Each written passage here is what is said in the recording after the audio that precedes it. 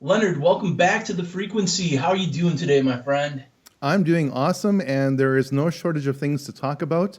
I'd like to thank you for inviting me on to your show once again. And to be brutally honest, I was going to politely decline coming on your show one more time because I thought that my understanding of the financial world was set for my upcoming second feature film, The Illusion of Money. But I was so wrong, and I'm glad to be wrong. So we're going to unpack that tonight. Awesome. And just so you know, you're always welcome to come on the frequency and talk about whatever you want to talk about. So we don't always have to limit it to the financial side, but I am so glad that you did come on because this blockchain, it's super important. Surprisingly, a lot of people still haven't heard of it and how far reaching it is. So let's start there. Before we start anything, can you just give us a basic working definition of what blockchain is? And then after that, I know you have a lot of information that you're going to be bringing. Your gift really is to break down complex things in a way that every simple person can understand it. And that's really cool, especially for a dude like me. So I'm going to let you have free reign on the show once again, as I usually try to do, and I'll jump in with any clarifying questions if needed. So, can you give us a basic working definition of what blockchain is? Absolutely. If you look up for a simple definition of the word blockchain on the internet, you won't find it, which is so pathetic. So, because I'm a Bible believing Christian, I will do what Jesus did in order to explain complex theological ideas. He told little stories called parables. He gave a parallel definition for a complex word like faith, and he told a little story. He kept on saying, this is like that, or this is like this, in order for people to understand it. So, with that in mind, blockchain, according to Leonard Ulrich's definition, a parable definition, is monitored digital DNA. Now, I got to explain that. But in order for me to do that, we need to go back in time for about 17, 18 years and really unpack how we get there. How do we get to monitored digital DNA? Well, like most things in the world, this world revolves around money.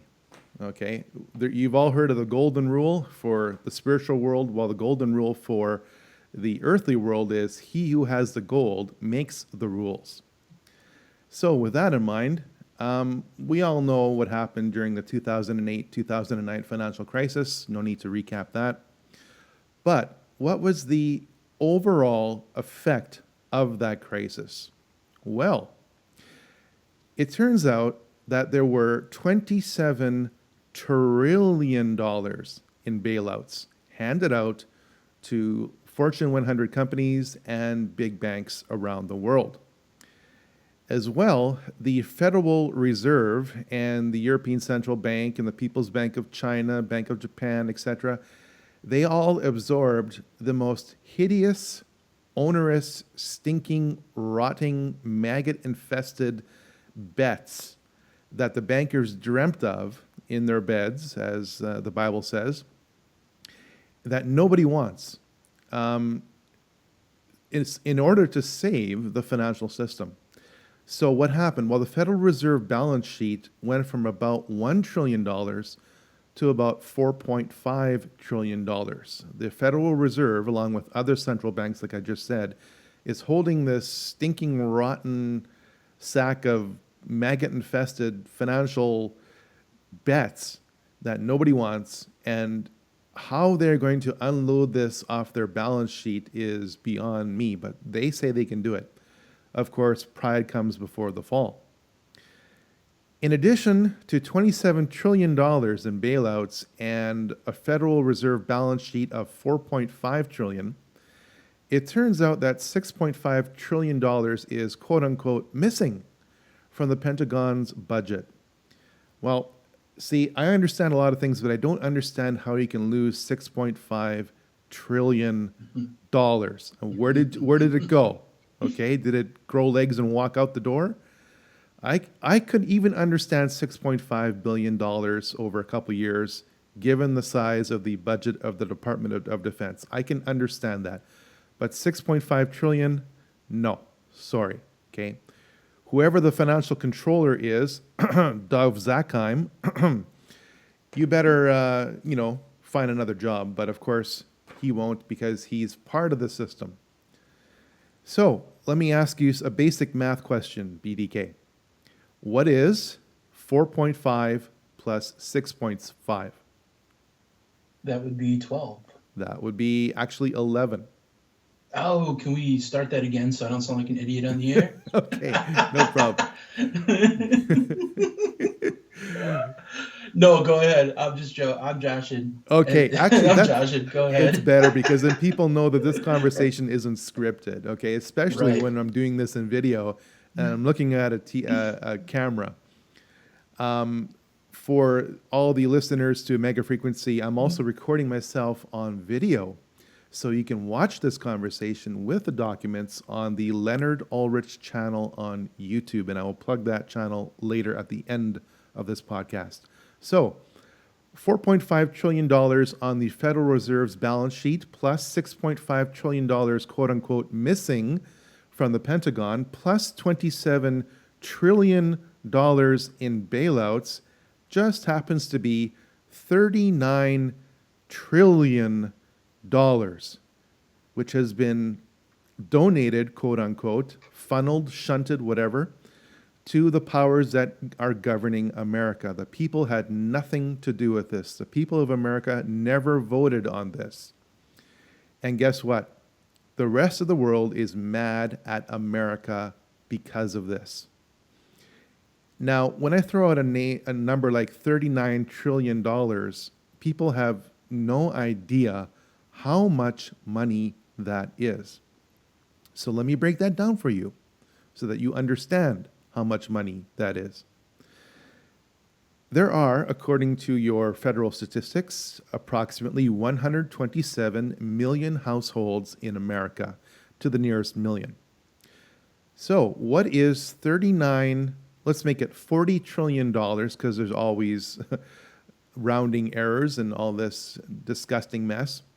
So what is $40 trillion divided by 127 million households in America? If the powers that shouldn't be really wanted to make the American Main Street economy thrive as opposed to the Wall Street economy, how much would each household in America get for $40 trillion? Well, they would get $315,000. Am I getting through to you? That's crazy. That is. Okay, that is enough to pay off the average residential mortgage in America. Am I getting through to you now? And nobody seems to know what happened. Well, let me tell you what happened. The banksters got rich and we all got poorer through reduced purchasing power. That's what happened.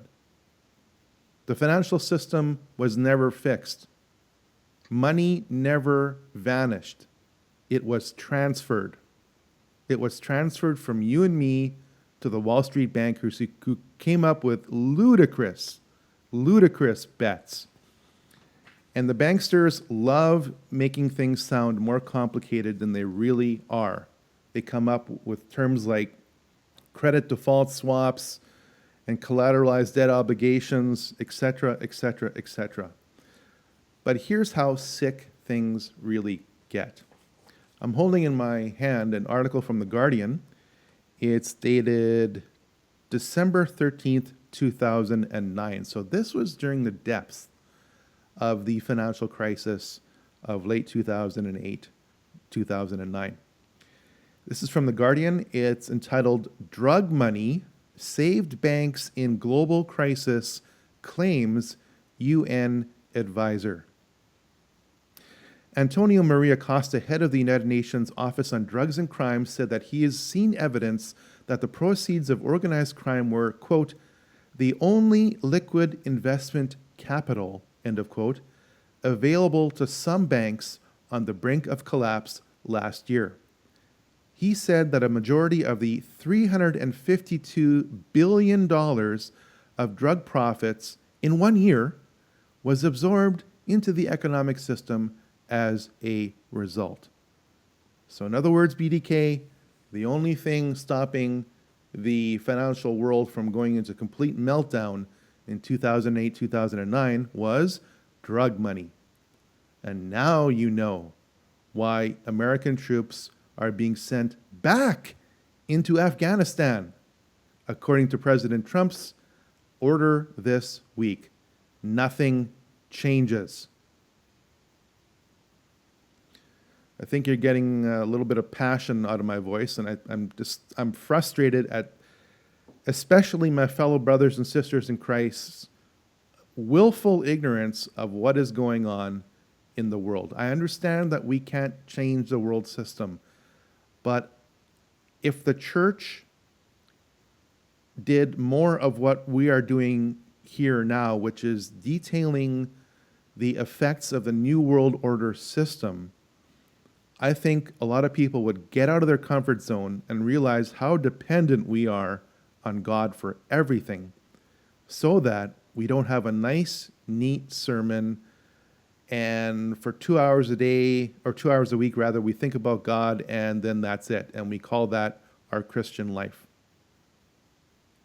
Well, yeah, because in reality, we say God is our Lord and Savior, but we only give him, like you said, that 2 hours of lip service if we're lucky. Our real Lord and Savior in this day and age is the government and the powers that shouldn't be, because that's who we depend on to provide for us. That's who we depend on to supply our daily bread, so to speak. And very few people walk by faith and not by sight anymore in this day and age, because in honesty, we've become lazy, complacent, and we've forgotten how to do it just because we don't exercise the gift of faith enough.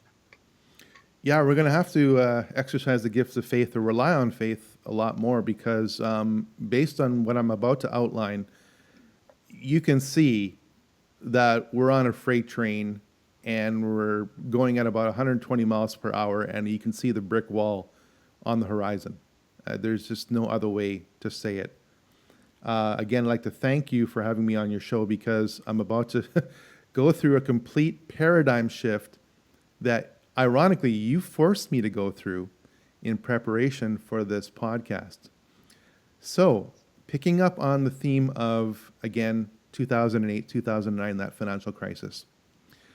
America still, and not for much longer, has the world's reserve currency status.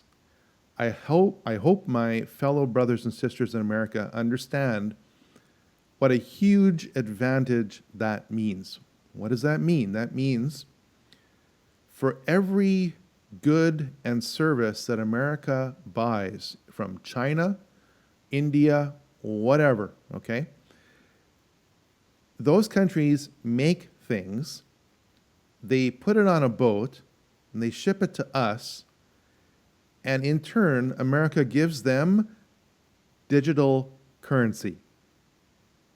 Now, this may not be an equitable trade for much longer, because that system works so long as the digital currency units of today buy the same amount of stuff in 2 to 3, 5, 10 years from now as they do, right now.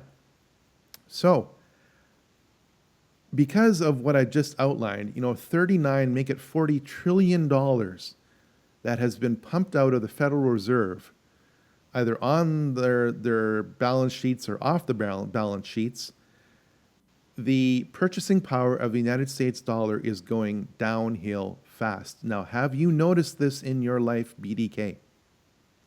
Yeah, it's crazy, because we're standing on the precipice, literally, of another financial collapse or another financial crisis.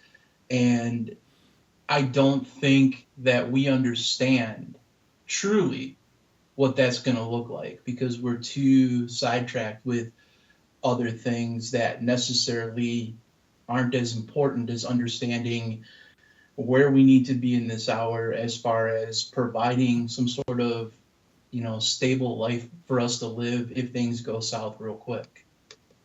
That's right. And I think they will go south because, you see, you got to follow the progression. America has never gone more than 7 years between quote unquote recessions. So if you do the math since 2009, that gets you to 2016. So now people will say, aha, Leonard, your little theory about going into recessions every 7 years on average doesn't hold water. Well, I said on average. Okay. And number two, I just gave you 39 trillion reasons why we haven't gone into another recession yet. Okay, but the banksters who are pathological have loaded up their their derivative balance sheets, even more than they did in 2008. So nothing has changed. If you do a little bit of research, you'll find a picture of the chairman of the New York Stock Exchange at the time, Richard Grasso, almost 20 years ago, or perhaps even more. I should have checked the timestamp on that. Shaking hands with the quote-unquote rebels who were acting as a military cover. So right there in that handshake, captured on film during that time, you have a link between Wall Street, guns, and drugs in an international ring.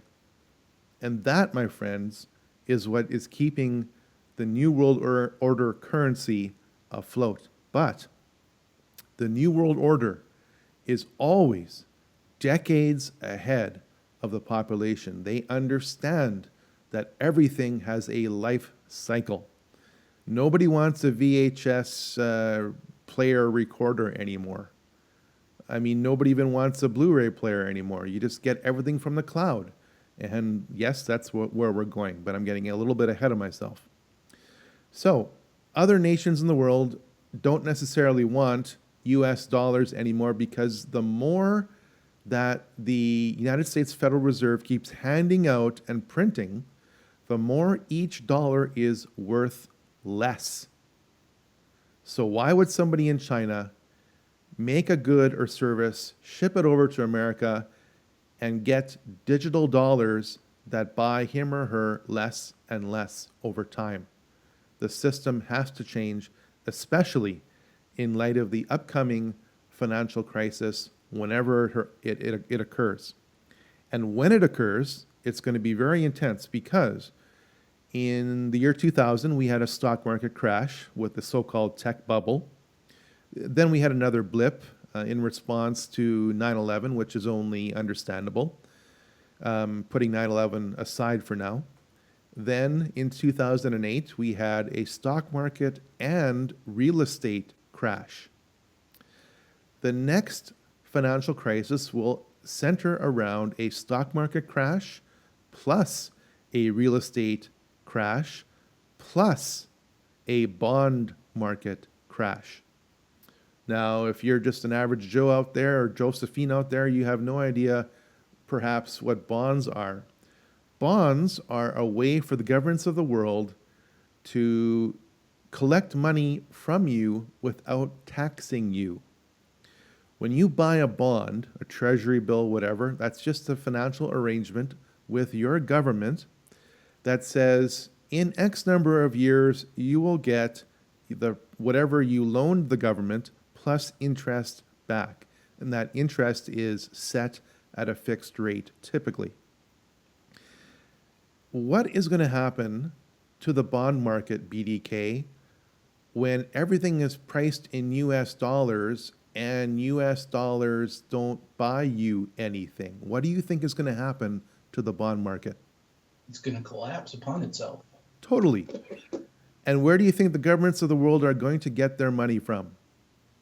They're going to have to go back to where they're getting it from right now, which is illegal, well, quote unquote, illegal sources, because I guess it's, it's only illegal if they say it is, but then they're like, do as we say, but don't do as we do. Like basically, we're propping everything up on drugs and guns and war. So if we can keep that machine rolling, then we can stabilize what we need to stabilize, basically. Exactly. So this whole New World Order financial arrangement, this whole monetary mafia is predicated on a US dollar, a euro, a Japanese yuan, Chinese yuan, Japanese yen, having the same purchasing power in 2, 3, 5 years from now as it does right now. And that premise is falling apart again, for just one example, for the 39 trillion reasons that we just outlined at the start of the podcast. The European Central Bank has done the same thing, and so has the Japanese central government, et cetera, et cetera. In fact, in some European banks, they've charged people negative interest just to force them to spend. What does that mean? That means if you have $10,000 in a bank account or 10,000 euros in a bank account, you will be charged $100 just for the quote unquote privilege of keeping that amount of money in a bank for 1 year at 1% negative interest. This is lunacy. So they're trying to gas the system, they're trying to game the system, and every market is manipulated.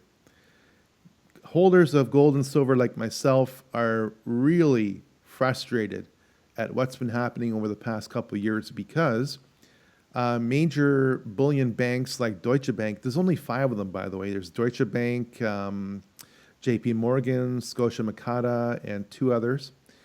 And Deutsche Bank came out in a press release and paid a settlement as part of their guilty plea for manipulating the gold market.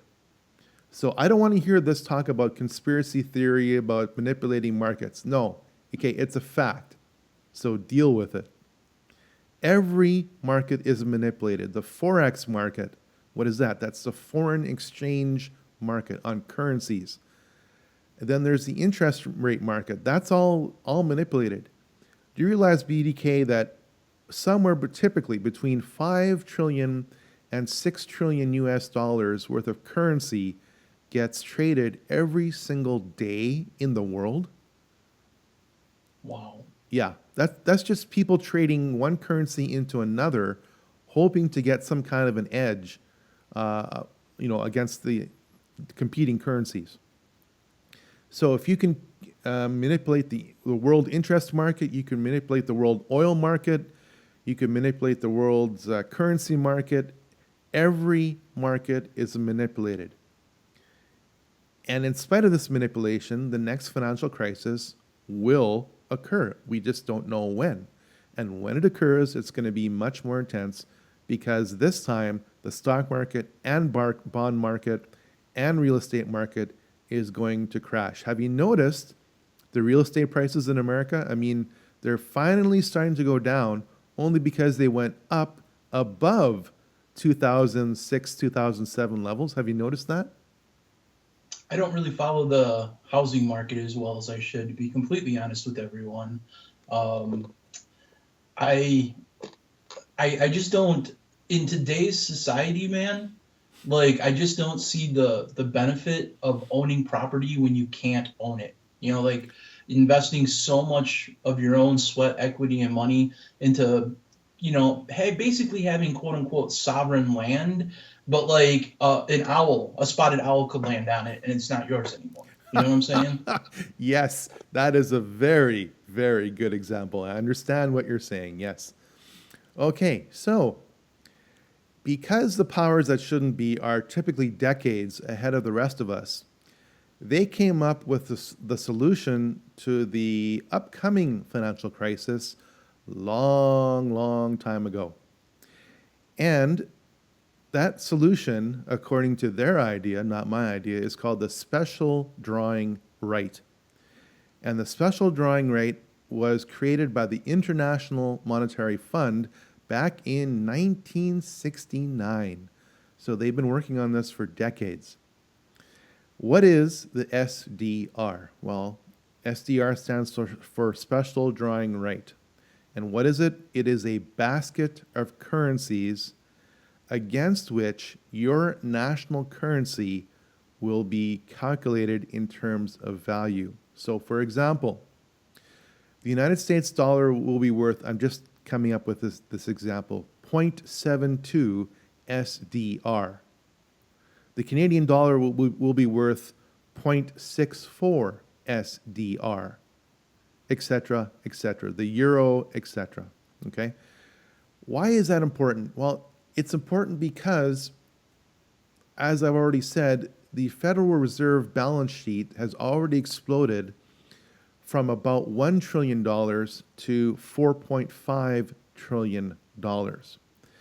Now, ever since 2008, the global amount of debt in the world has more than doubled.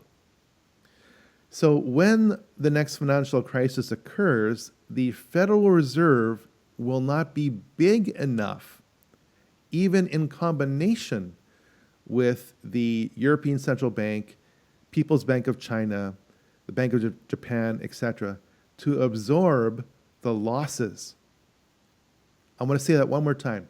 The next financial crisis will see the world's national and regional central banks being unable to absorb the financial damage. So, whether or not we want it, you're going to need a global financial solution. And that financial solution, as I've just said, will be the SDR from the apex or the top of the pyramid of the New World Order financial system, the International Monetary Fund, in their Tower of Basel in Switzerland. So, for 3 or 4 years, as I've been preparing for my second film, The Illusion of Money, I was aware of the SDRs, but I didn't know how they would be implemented.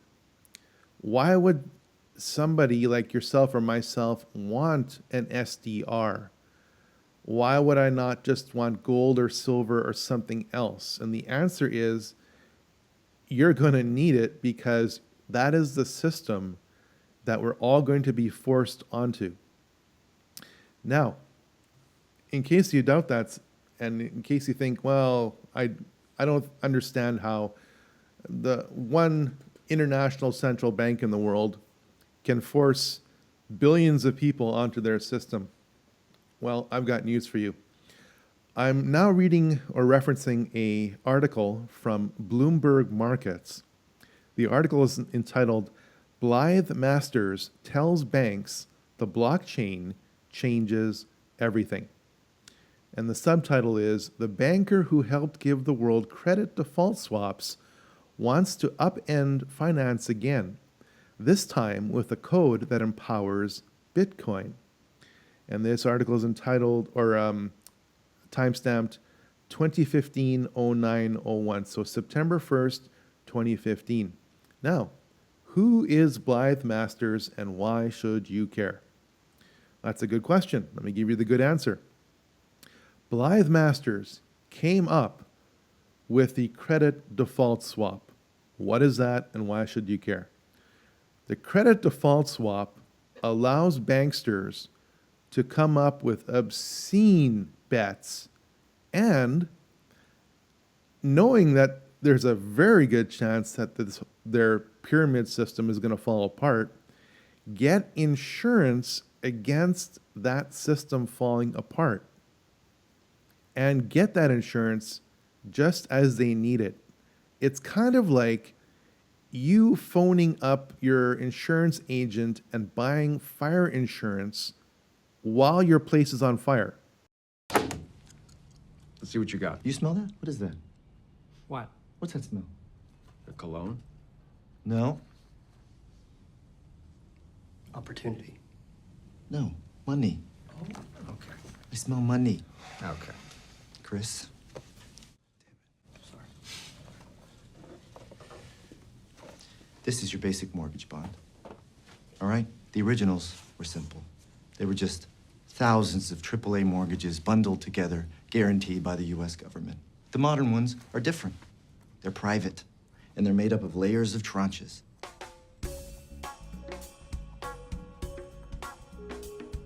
The highest level AAAs getting paid first, the lowest rated Bs getting paid last, taking on defaults first.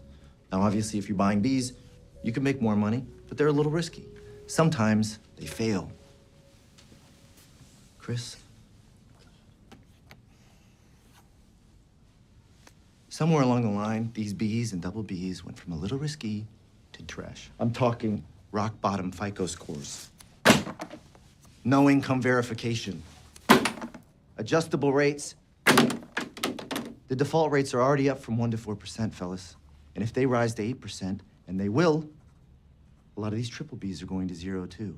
And that, you're too close, is an opportunity. Okay, you're saying that at 8% the bonds fail and we are already at 4%? That's right. If they go to 8, it's Armageddon. Yeah, that's right. How come nobody's talking about this? You're completely sure of the math. So you're offering us a chance to short this pile of blocks? How? With something called a credit default swap. It's like insurance on the bond, and if it goes bust, you can make 10 to 1, even 20 to 1 return, and it's already slowly going bust. 10 to 1, 20 to 1? No way. And no one's paying attention. No one is paying attention because the banks are too busy getting paid obscene fees to sell these bonds. But wait, you are the bank. When you work for the bank, I bet your margins are pretty nice and fat. Let's not talk about my margins, by the way. Being nice and fat, that's a nice shirt. Do they make it from End? Aren't you the bank? I work for the bank. I don't think like a bank. Big bank, small bank, I like to make money. All right? Let me put it this way. I'm standing in front of a burning house, and I'm offering you fire insurance on it. A's, 0. B's, 0. Double B's, 0. Triple B's, 0. And then that happens. What is that? That's America's housing market. It's insane. Okay? So, what Blythe Masters did was turn risk into a reward. And that, my friend, is the real reason why the financial crisis of 2008, 2009 occurred.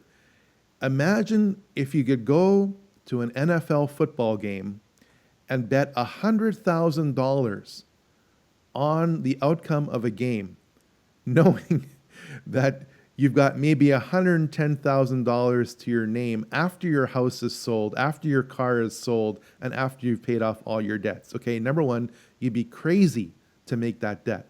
But number two, if you can buy a credit default swap that would insure you from the risk of, or the effects, the bad effects of you losing that bet, well, guess what? You would do what every bankster did, which is go nuts, make all kinds of bets. Because if somebody else is left holding the bag, then you're going to do whatever you want to do. And in some cases, these bets were leveraged 300 to 1. What does that mean? That means, in some cases, the banksters bet 300 times the an amount of available assets that they had. It's like you going out and spending $300 for every dollar that you make. Well, what do they care? Because they've bought credit default swaps, and they've got this rating agency, Standard & Poor's, Fitch, Moody's. Okay, they paid them off to stamp this financial arrangement as AAA, totally risk-free, and then they sell it off to Bank B for outrageous fees, and then when it goes bust, Bank B is left holding the bag, but Bank A, which knew that this arrangement was going to go bust, bought credit default swaps and actually makes money on that financial arrangement going bust, and Bank B suffers. People who were coming to us for risk in the housing market wanted to have a security that gave them exposure to the housing market, and that's what they got. The unfortunate thing, and it's unfortunate, but it doesn't, is that the housing market went south very quickly after some of these securities, not all of them, because some of them were done early, but they went, and so people lost money in it, but the security itself delivered the specific exposure that the client wanted to have. You don't believe it's relevant to a customer of yours that you are selling a security to, that you are betting against that same security. You just don't think it's relevant and needs to be disclosed. Is that the bottom line? Yes, and the people who are selling it in our firm wouldn't even know what the firm's position is. You are taking a position against the very security that you are selling, and you are not troubled. Senator, as again, And you want people to trust you. Senator, I think people Why do would trust people? us. I won't trust you. If you came to me and wanted to sell me securities, and you didn't tell me that you have a bet against that same security, Senator, you don't think that affects my Senator, thinking? Are you getting the picture now? That is robbery, man. And why not place every bet in the world that you possibly can't lose? It's insane, man. It's insane. It's like going literally to a sporting event and being able to place your bet with 1 second left when you know what the outcome of the game is already done. I mean, there's that little risk involved in it. Exactly. If you can insure yourself from the bad effects of your own stupidity, then that's what you're going to do. So Blythe Masters, along with about a handful of other people in the early 90s, came up with this idea of the credit default swap. And, as far as I'm concerned, Blythe Masters is the Wicked Witch of Wall Street, because not only did she come up with the credit default swap, she got promoted, quote unquote, to the commodities desk at JP Morgan, which is like the epicenter of gold and silver market manipulation. So she gets promoted to manipulate the price of gold and silver. But she's not done, okay? She's already had 2 home runs, if you will. She wants a triple play. She wants now a piece of the Bitcoin action through the blockchain. Now, I need to define what a cryptocurrency is, and I need to remind everyone of what the definition of blockchain is, which I gave at the start of this podcast. Once again, what is the blockchain? Well, you have in every living thing DNA. That is the biological code which describes every single cell in an organism and describes the entire organism in every cell. Now, I just want to stop right there and say, if any one of you are still evolutionists after hearing that definition, you need help. It's like if you gave 100,000 junkyards 1 billion years worth of time and 10 million chances for tornadoes to rip through all those junkyards, not one time would a car randomly assemble itself in a functional condition. Okay, I'm sorry, it just doesn't happen. This complex code is terabytes in terms of its data for every single cell once you get up to complex organisms like you and I. That code describes you. That code is highly related to your parents, and of course, why wouldn't it be? Because your parents gave you your DNA. Now, the blockchain is monitored digital DNA. You have biological DNA, which can be hacked. Now that we have CRISPR technology, we can do all kinds of things which God never intended, which is make glow-in-the-dark jellyfish or glow-in-the-dark cats. You can buy whatever you want. It's all gene editing.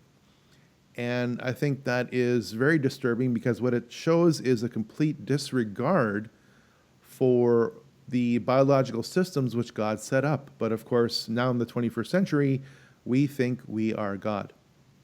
So there's biological DNA which can be hacked or modified, but blockchain is a monitored digital DNA which cannot be hacked. And here's why. Blockchain is incredibly complex, just like biological DNA is incredibly complex. But imagine if your DNA changed, let's say, every 15 minutes. Do you think, BDK, it would be possible for a biologist to map your DNA if it changed every 15 minutes? Nope. No. Not even the fastest supercomputers could do that. And that is the secret to blockchain. When you buy a unit of cryptocurrency, along with it or associated with it is the blockchain, this digital DNA which changes typically every 15 minutes. So imagine trying to break in somebody's house if you have the key, but the keys or the locks are always changed every 15 minutes. You couldn't do it. By the time you actually broke into a well-fortified home, the locks will be changed. You can't do it. So, a cryptocurrency is a digital currency that is blockchain based. Does that make sense to you? Yes, it does. Okay. Because if I lost you at that point, then everything that I'm going to say is completely useless. So one more time. A cryptocurrency is a digital currency that is blockchain based. The locks are always changing. It's an incredibly complex code, and it is open source. What does that mean? Well, BDK, let's say you are interested in buying my house. The conventional way for you to buy my house would be for you to transfer funds from, let's say, my real estate agent to your real estate agent. And that real estate agent would have to check with the, in my case, City of Winnipeg Land Titles Office to make sure that Leonard Ulrich actually owns this property and isn't, substituting for some other owner, etc., etc.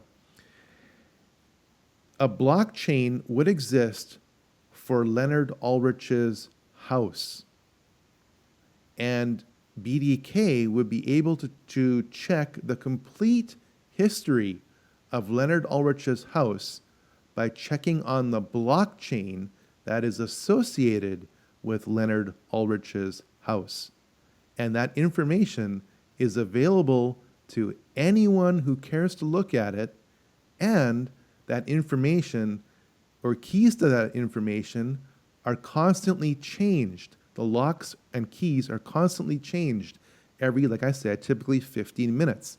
So that by the time you'd even get around to thinking about hacking the records for Leonard Ulrich's house, the locks and keys would already be changed. Does that make sense? It does. And can I throw in a question real quick, or will this screw up your presentation? Not at all. Please do. Okay. So one of the things that we know about the blockchain is the Pentagon's really interested in it, right? Because they are like, hey, man, the greatest threat possibly facing us today is cybersecurity. There's ransomware, there's cyber attacks, there's all these cyber terrorism acts going on. People are saying it could be the next 9/11, could actually be a cyber terrorism event. And the Pentagon thinks blockchain technology can be used as cybersecurity shields. That's coming from the Future website. It says U.S. defense analysts have previously pointed out the growing threats to the country's national security that target national security decision makers and critical infrastructure. So in an effort to withstand such threats, the Pentagon started experimenting with blockchain. Blockchain technology is potentially useful in protecting military technology, communication, and purchases It is well designed to help increase the security of the entire U.S. military across all departments and units. Blockchain could prevent hackers and terrorists from attacking military networks, including connected vehicles, aircraft, and satellites. So my question is this, like, you're describing a very intrusive system here. Like a system where I would be like, I want to know something about Leonard Ulrich. It's open sourced.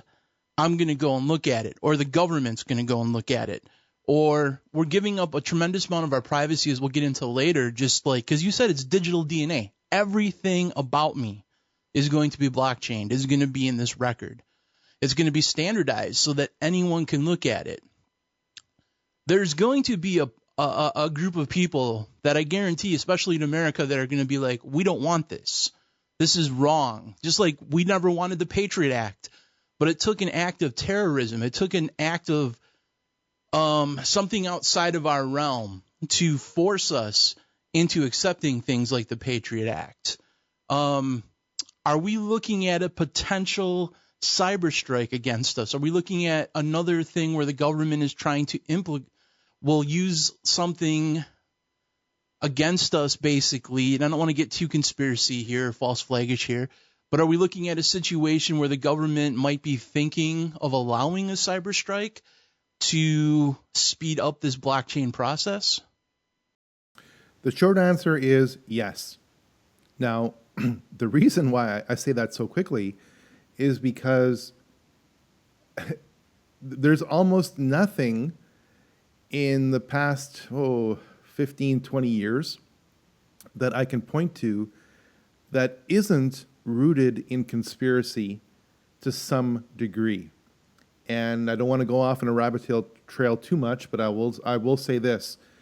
The current wave of racism in the United States is entirely manufactured. People are getting wise to this now, and thank God for that. Literally, thank God for that, because if that weren't the case, then I think America would have been embroiled in a civil war already. And you do not want that. When you see people recording via their smartphones, people with KKK shirts and Antifa shirts and Black Lives Matter shirts getting off the same bus, and they're getting paid $25 an hour to protest and encourage the, diehard, quote unquote, sincere Black Lives Matter and KKK people, then you know the whole thing is engineered. Why would buses line up in the same place and drop people off? Some of the people got on Black Lives Matter shirts, and some people got on KKK shirts. Now, when have you ever seen someone with a KKK shirt? Now, we know we see people with Black Lives Matter shirts, but when have you ever seen someone in a KKK shirt? And then why would this was all set up? Okay, so yes, there are free agents. Most people who are involved in these movements are free agents, but they are being encouraged, quote unquote, by paid actors who walk off rows of the same white buses. Somebody's paying for that. And I can tell you who that is. It's people like George Soros, because they say so. And when people in South Carolina march with tiki torches, and they're far right, they even say Jews will not replace us. I'm not kidding, okay? This is like total Nazis. And you see far right Ukrainian neo-Nazis, which actually have ties historically to actual Ukrainian Nazis, and they are carrying the same tiki torches in the Ukraine in movements also funded by George Soros. You start putting a big picture together. Well, the most striking thing is how well organized it was. There was people doing crowd control. There were people dropping people off at specific locations. There was security. There were people handing out extra tiki torches. Everyone who was there knew exactly what they were signing up for.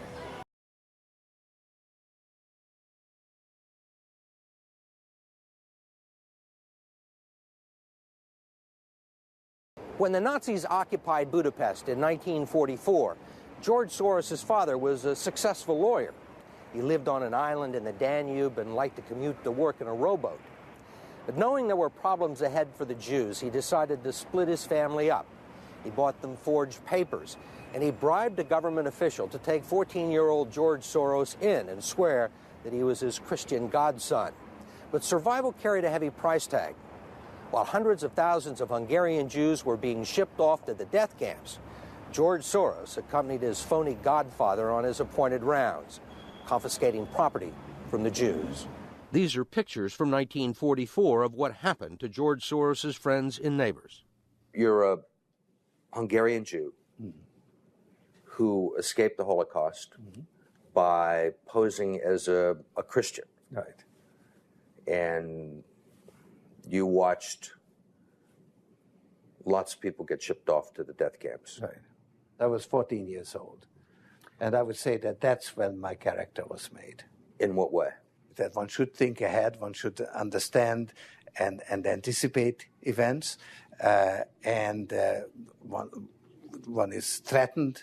It was a tremendous threat of evil. I mean, it was a very personal experience of evil. My understanding is that you went out with this protector of yours who swore that you were his adopted godson. Yes, yes.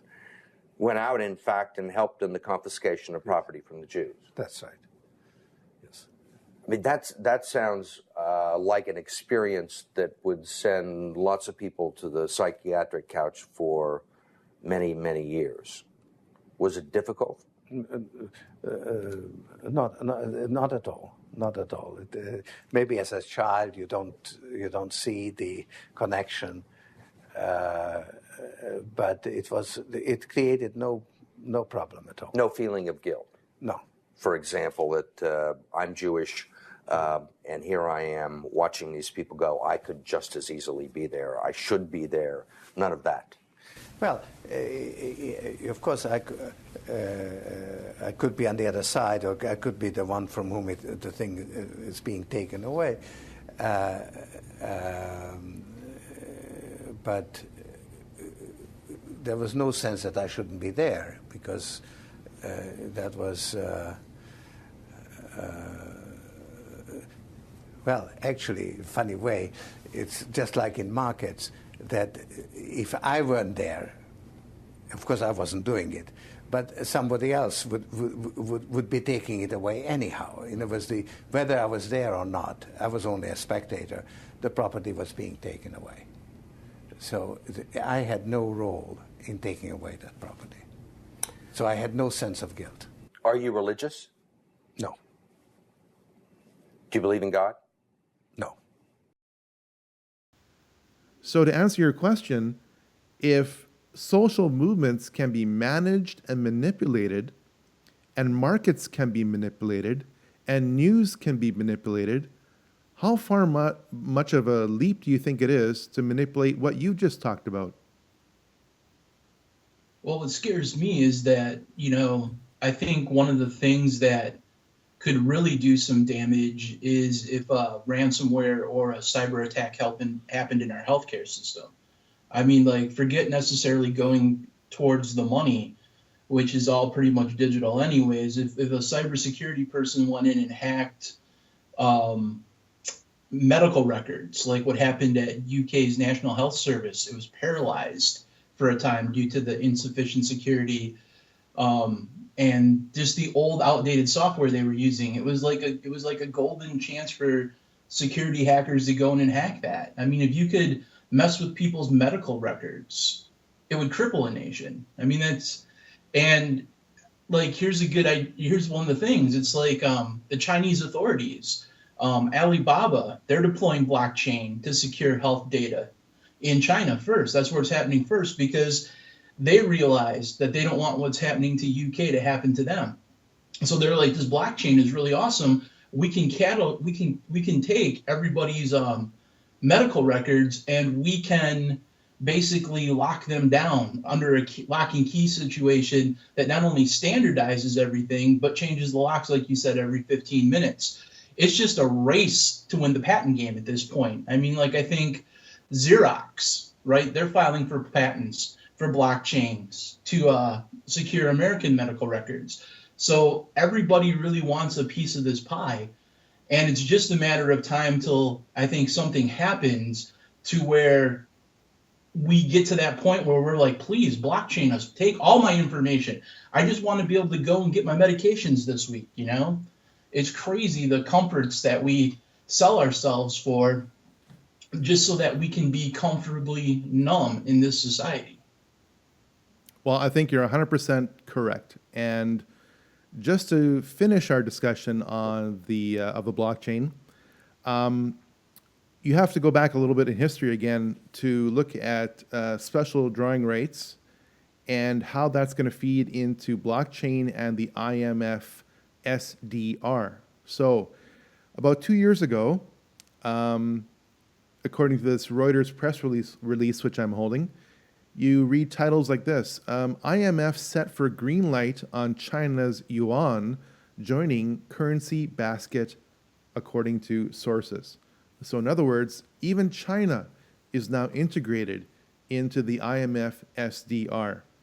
And just to tie that little tidbit much closer to home about the blockchain, here's another title, according to an article from CoinDesk, entitled, "The IMF just finished its first quote-unquote high-level meeting on blockchain." In other words, the IMF SDR will be grounded in the blockchain. That's critical.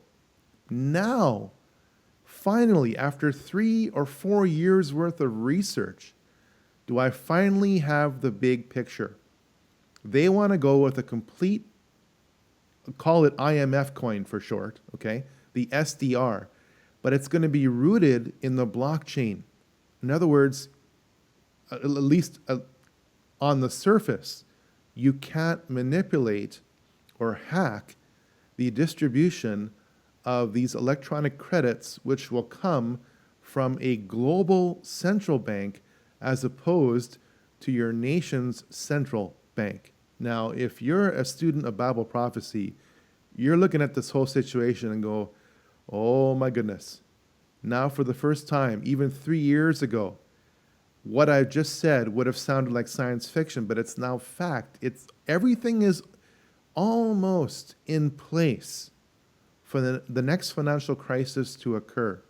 And that financial crisis is not just rooted in money, it's also rooted in security. BDK, what do you think the world's national governments would do if they could feed, or tie rather, blockchain into your personal identity? I think they would jump at it, because this whole migrant crisis is entirely manufactured. We've been bombing the snot out of the Middle East, North Africa, and Eurasia for 15 years. The United States dropped almost 26,000 bombs in the world in 2016 alone. Do you think some people might want to get out of the way and move to, say, America or Canada because of that? Come on. Of course, the answer is yes. So, we are displacing millions of people. They're flooding into Europe, North America, Australia, in other words, the West in general. And understandably, they're not integrating too well into the Western culture. And why would they? Why would they want to integrate into the very society that's bombing their own homeland? This doesn't make any sense, but this is being allowed by the world's G20 nations, partly because of demographics and partly because of control, because out of a crisis comes a solution that the public would normally not want to accept had the crisis not been arranged to begin with. So, it would seem obvious that the nations of the world would want to tie blockchain, again, monitored digital DNA, to your DNA. One more time. It is obvious that the nations of the world would want to link monitored digital DNA of the blockchain to your DNA. And for the first time ever, that technology is now coming together. It's not going to happen overnight tomorrow, okay, but we can see it on the horizon. We can see it through concepts like graphene and electrically conductive tattoos and nanoparticles, things that act as the bridge between man and machine. And that is truly scary if you are a Bible prophecy follower, because the Bible clearly says, for example, let's see, looking at some of my verses that I prepared in advance, Revelation 9 verse 6, and in those days, it's talking about the tribulation now, shall men seek death and shall not find it, and shall desire to die, and death shall flee from them. My word, it's talking about men. It's not talking about angels. It's talking about men wanting to die, but they can't die. Why? Because they've been digitized. They are in the matrix. They are partly biological, partly digital. And if you are literally wired into this matrix through the blockchain, you can literally be healed remotely by having the blockchain take over your mind and cause it to literally reboot if it's physically possible. This will feel a little weird.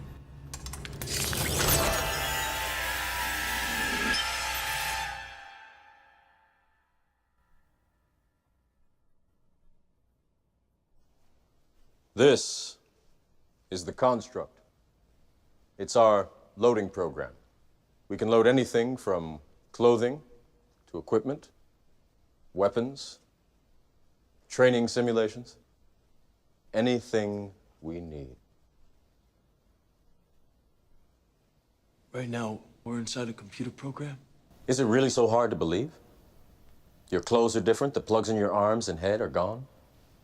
Your hair has changed. Your appearance now is what we call residual self-image. It is the mental projection of your digital self. This isn't real. What is real? How do you define real? If you're talking about what you can feel, what you can smell, what you can taste and see, then real is simply electrical signals interpreted by your brain. This is the world that you know. The world as it was at the end of the 20th century. It exists now only as part of a neural interactive simulation that we call the Matrix. What is the Matrix? Control. The Matrix is a computer-generated dream world, built to keep us under control in order to change a human being into this. No. I don't believe it. It's not possible. I didn't say it would be easy, Neo. I just said it would be the truth.